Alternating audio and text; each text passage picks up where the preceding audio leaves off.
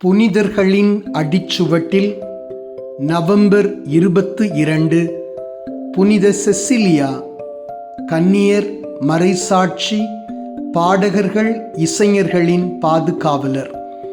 Cecilia 3ஆம் நூற்றாண்டில் ரோமை நகரில் ஒரு பிரபுத்துவ குடும்பத்தில் பிறந்தார்.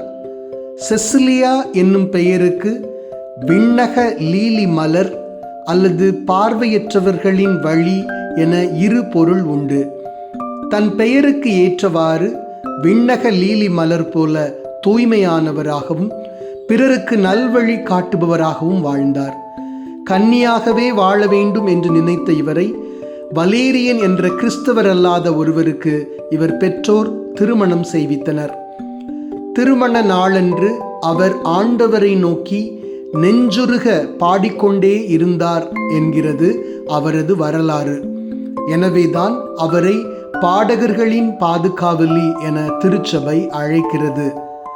தன் கணவர் வலேரியனிடம் தன் கன்னிமை வார்த்தைப்பாடு பற்றி கூறிய போது தன் அருகில் வானதூதர் ஒருவர் எப்போதும் இருக்கிறார் என்று புனித செசிலியா சொன்னார்.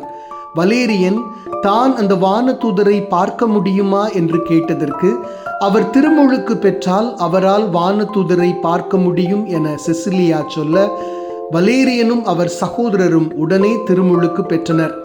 வலேரியன் வானதூதர் புனித செசிலியா அருகே நிற்பதை கண்டார். புனித செசிலியாவும் அவருடைய கணவரும் கிறிஸ்தவர்களாக இருந்தமையால் ரோமை ஆளுநரால் சிறைப்பிடிக்கப்பட்டனர். தங்கள் விசுவாசத்தை மறுதலிக்க மறுத்ததால் மறைசாட்சி மரணம் அடைந்தனர். புனித செசிலியாவின் தலையை 3 முறை வெட்டிய போதும் அவர் உயிரோடு இருந்தார். 3 நாட்கள் தன்னை காண வந்தவர்களிடம் நற்செய்தி அறிவித்து 3ஆம் நாளில் உயிர் நீத்தார். அவரது பிறந்த இல்லத்தின் மீது ஓர் ஆலயம் எழுப்பப்பட்டு இன்று அது புனித செசிலியா பசிலிகா என அழைக்கப்படுகிறது.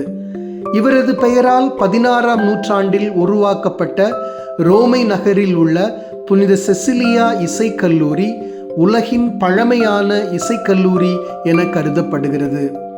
இன்று இவரது நாமம் தாங்கியிருக்கக்கூடிய அனைவருக்காகவும் நமது பாடகர்கள், இசைஞர்களுக்காகவும் சிறப்பாக மன்றாடுவோம். புனித செசிலியாவே, எங்களுக்காக இறைவனை மன்றாடும். ஆமென்.